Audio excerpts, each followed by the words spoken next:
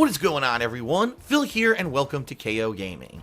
You know, one of the biggest risks that a game developer takes when creating new installments of an already established franchise that has a hardcore fan base is change. Either not changing new installments of the game enough so that they feel fresh and different, keeping up with modern times, or not changing it too much, making a game series become something so different in order to appeal to modern gaming audiences and consumers that original hardcore fan base ends up feeling kind of spurned or forgotten.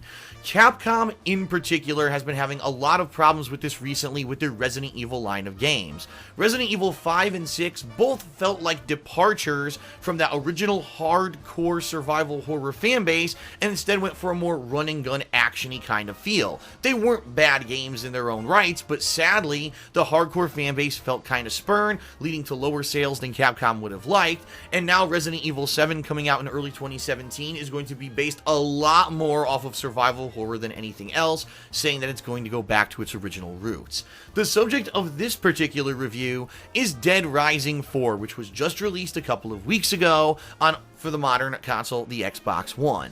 Now, Dead Rising 4 seems to run the risk once again of being a game that has almost no semblances of the original Dead Rising franchise. This game takes so many risks and changes so many things to make this a more casualized gaming experience that I get the feeling tons of the people who have become hardcore fans of the long-running series are going to feel pretty spurned. Now, does that mean that it's overall a bad game in particular, or just that the hardcore fans are going to be turned off? Well, stay tuned, let's talk a little bit about it.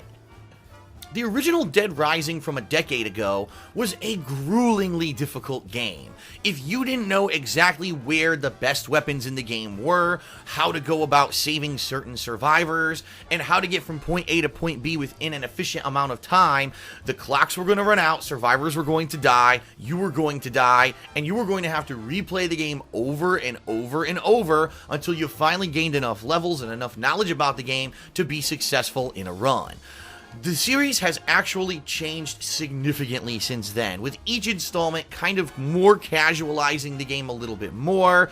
Dead Rising 2 added co-op aspect and combination weapons. Dead Rising 3 pretty much took away most of the kind of risk factor that was involved with the first two games, making it very easy to run through zombies and dodge everything. It also casualized a lot of the things in the game by adding a ton of vehicles and also pretty much taking away that time mechanic.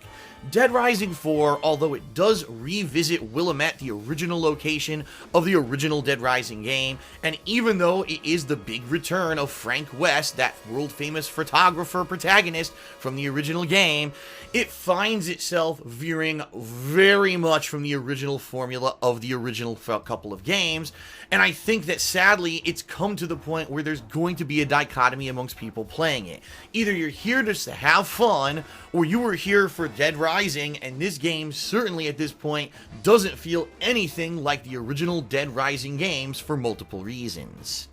In fact, Dead Rising 4 is so different from the original titles that I think the best way to really review the game is to call out all the startlingly large differences in the game design that Capcom went for. First off, Frank West. He looks different, he sounds different because he has a different voice actor, and the character has changed. When Frank West used to be in these games, he was afraid for his life, he wanted to save everyone else's life because these zombies were a massive threat. Now it's hilarious because the game has been so dumbed down, the zombies really don't kill almost anyone. Therefore, for him, it's become a comedy adventure where he's constantly wisecracking, making all kinds of off-the-cuff jokes, lewd remarks, and things that really weren't super characteristic of Frank West to begin with. They really have changed him as a whole.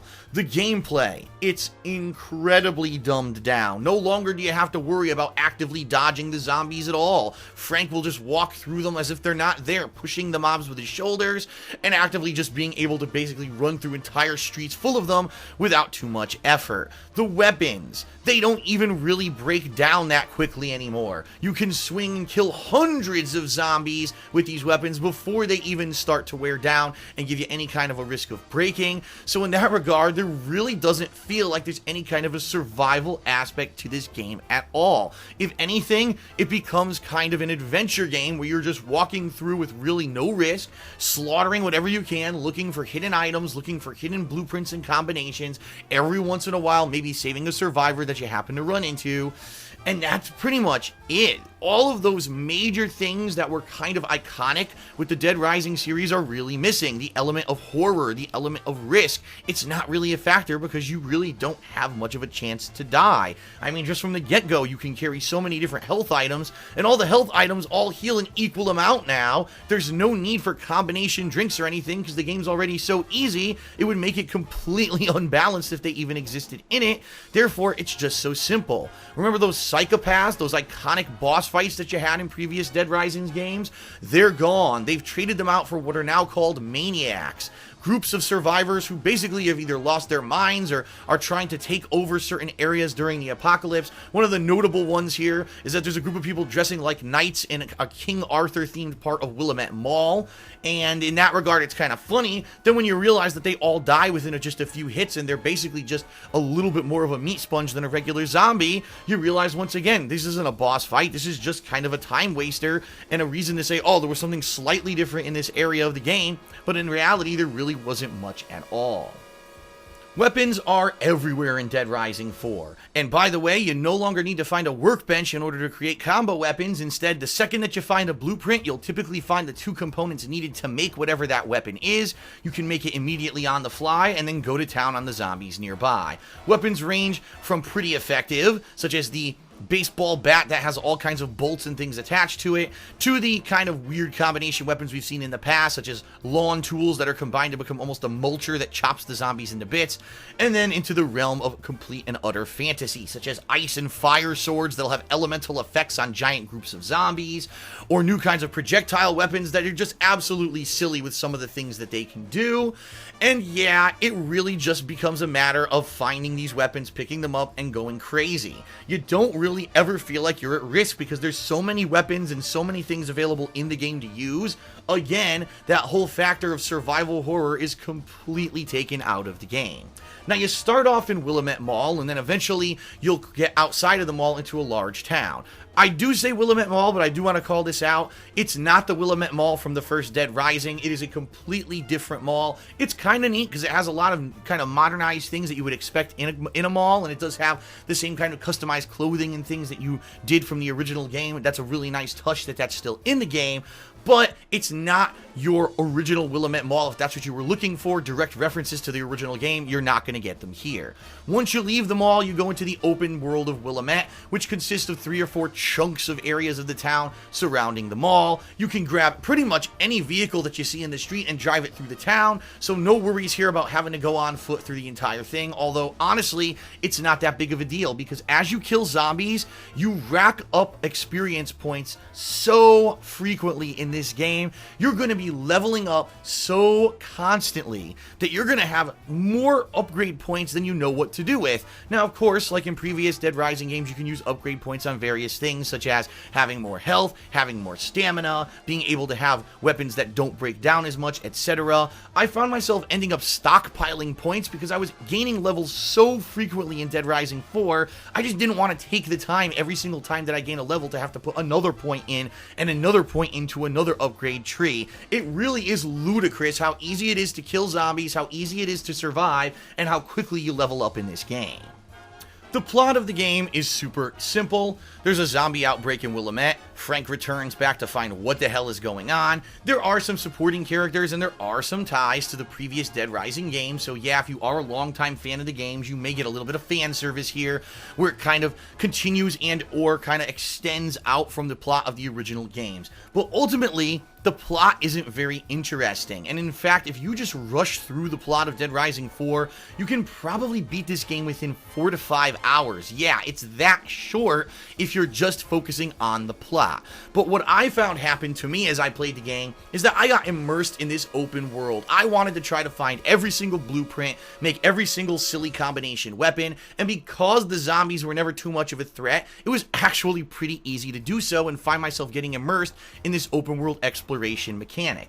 Now, unlike other Dead Rising games, there are hidden rooms throughout Willamette, which you need to find keys to open. You also need to find blueprints, obviously, to create different kinds of weapons, but there's other collectibles as well, such as cell phones and vlogs, which play out some of the background story of the game that doesn't necessarily play out in the cutscenes. These are completely supplemental and optional. You don't need to grab them, but they do happen to give you some pretty good experience points when you do, so it behooves you to be looking around. Of course, you can also be looking for clothing items and silly other things to combine, such as vehicles to make combo vehicles and such. So there is a lot to do if you're actively looking for stuff to do in this game, but it's easy to skip it and run right by it if you're only focusing on the story.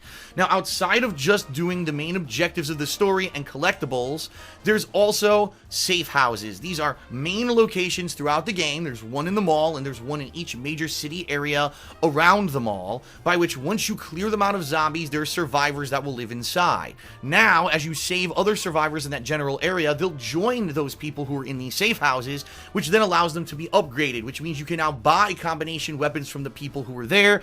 The most useful thing of all the safe houses is the vendor that sells you maps, because the maps will actually show you on a certain portion of the map where are all the keys to open up the hidden rooms with the items in them, where are all the blueprints, where are all those hidden cell phones and vlogs and all the things that you need to find in order to basically unlock all the content of the game. So really, you never need to buy a guide or ever look anything up for Dead Rising 4. All you need to do is bide your time and run around town until you save enough survivors randomly that you encounter to get maps which show all of the content of the game right there on the world map. It's incredibly easy. And again, I think the main problem people are going to have with this game is that it's so easy compared with all the previous ones. Now, the two notable things that you probably noticed in trailers if you were watching them for this game before it came out is that number one, it's Christmas time, which means all of Willamette is decorated in holiday-themed things. You're going to find Christmas tree yards. You're going to be fighting psycho Santas at some points. Yes, there's going to be all kinds of holiday-themed stuff throughout the city. So in particular, if you choose to play this game around Christmas time, it's probably going to be pretty festive for you, especially because the soundtrack is a lot of remixed Christmas music, which is pretty apropos for the setting and the time frame. The other new thing is the Exosuit. These are powered suits that Frank can put on for a limited period of time, which now allow him to basically have super armor and also become super strong. At this time, he also has almost nearly unlimited stamina, so he can run long distances and get from point A to point B if he can't find a vehicle nearby. Now, in addition, you can find combo weapons for the Exosuit that add abilities, such as getting a Gatling gun or a flamethrower or an axe that you can swing at zombies. So it's pretty neat. The only problem is, almost every single time that you get an Exosuit, it runs out within, say, 2 minutes. So you literally have to run in order to get any kind of action out of it, try to kill as many zombies as you can before time runs out. Now, there are a couple places in the game that for plot purposes, the Exosuit does not run out. And quite honestly, those are pretty much some of the easiest parts of the game because it is so incredibly overpowered. Again, an Exosuit in a survival horror game doesn't really mesh very well. It basically makes it ridiculously easy to survive. And again, it's changing the entire vibe of the game, going from more of a horror or serious aspect to a more silly one. That's fine, as long as you know that's what you're going into when you're playing Dead Rising 4 and that's what you expect, it shouldn't bother you too much.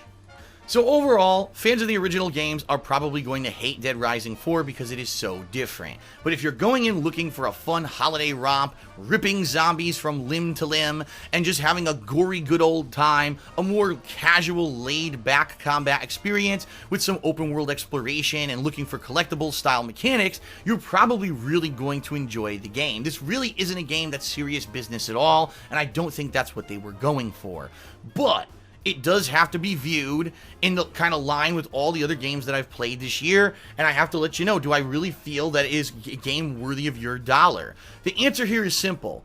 Dead Rising 4 can be beaten story-wise within 5 hours. If you actually take your active time to look for all the collectibles and all the combo weapons and such, you could spend anywhere from 10 to 15 hours in it. I actually spent about 15 hours because I was really enjoying the holiday vibe and a lot of the silliness of the game, and I ended up playing it a lot longer than I thought I actually would, which is obviously a good thing. It lends to the fact that, yeah, it is kind of addictive and fun because it is so easy, you'll want to explore a little bit more and look for those rarer weapons and see what you can find.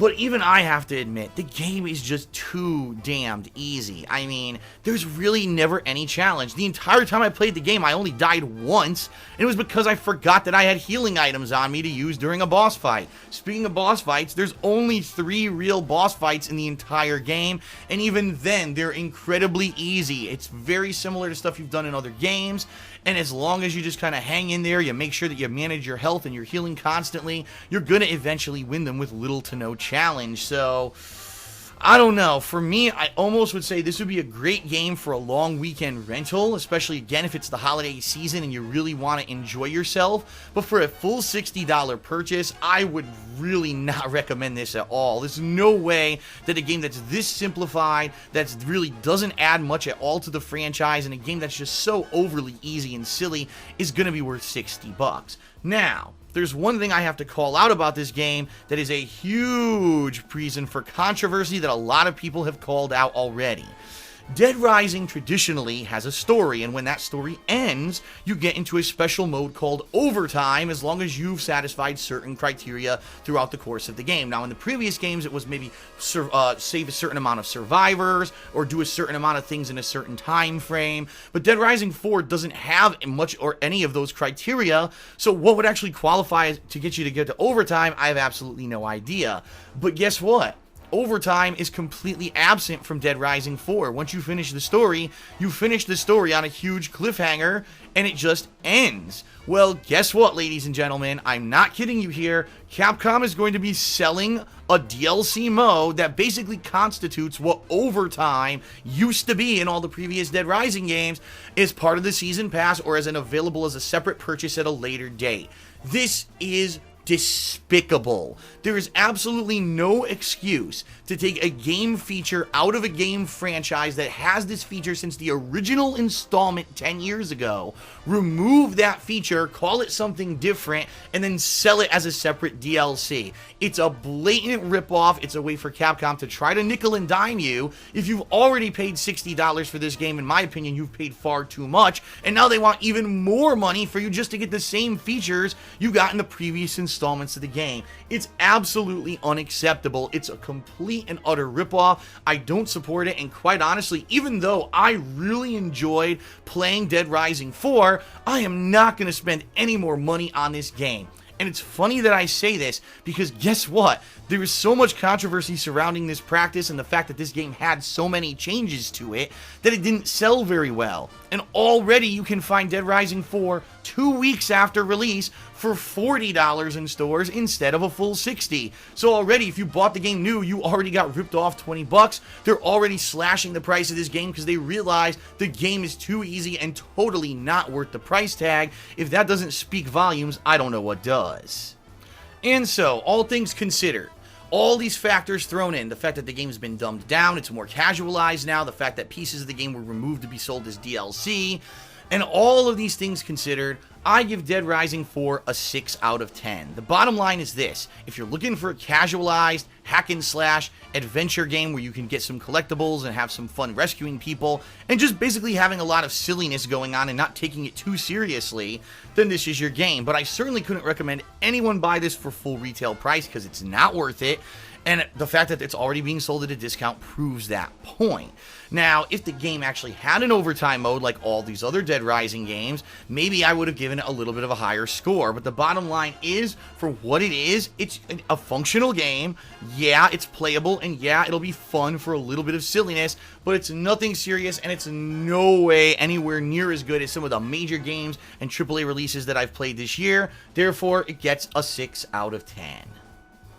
Alright, that's it for the review, everyone. I sure hope that you enjoyed the video, and if you did, please consider giving it a like here on YouTube, as well as subscribing to this channel, KO Gaming, because there's going to be some more reviews coming up shortly, as well as my year-end series, which you're not going to want to miss, so definitely sub ahead of time. Please check the video description where you can find a link to my raw playthrough of Dead Rising 4 to see some of the things I referenced in this review firsthand in action, as well as a link to my Patreon and my other YouTube channels as well. Thanks a lot for watching, everyone. I definitely appreciate it. Happy holidays, and I'll see you next time here on KO Gaming.